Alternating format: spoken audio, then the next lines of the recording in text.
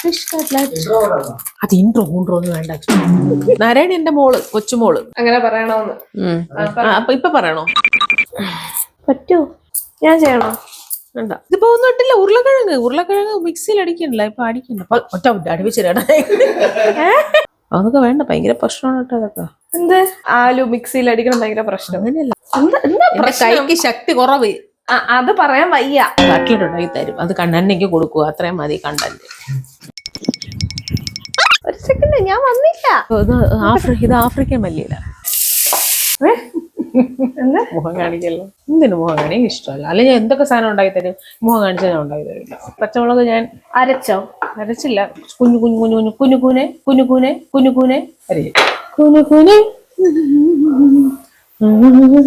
ഇതെന്താ ആദ്യം പൊട്ടിട്ട് പിന്നെ അവസാനം ഇടാൻ വയ്ക്കും.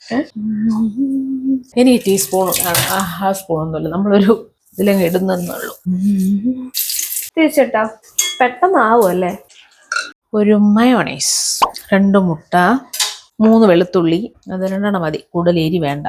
അന്ന് ഉണ്ടാക്കിയപ്പോ കുറച്ച് എരി ആയിരുന്നില്ലേ. ഇതിന്റെ അരി കളഞ്ഞിട്ടുണ്ടാക്കാം, അപ്പൊ കുറച്ച് എരി കുറയും. അരി പോകുമ്പോ കുറെ എരി പോകും. അരി പോകുമ്പോഴേ എരി പോകും. ഉപ്പ് വേണ്ടേ? ഉപ്പ് വേണ്ടേ? ഉപ്പ് വേണ്ടേ? ഉപ്പ് വേണമായിരിക്കും. വേണം, കുറച്ച് ഉപ്പ് വേണ്ടേ അല്ലേ? മയണൈസ് ഹെൽത്തി അല്ലേ? എങ്ങനെയുണ്ട്? മയണൈസിലോട്ട് കുഴച്ച കൈ അത് കാണിക്കണ്ട. മിക്സിയിലിട്ട് എടുക്കുന്ന കാണിക്കണ്ട. ആവശ്യമില്ല കാണിച്ചാൽ ഞാൻ ജന്മത്തുണ്ടാക്കി തരില്ല. എന്ത് ഇത് കാണിക്കാമോ? ഒന്നും കാണിക്കണ്ട.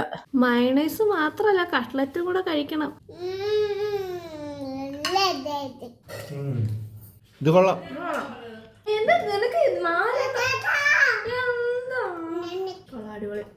ബൈ.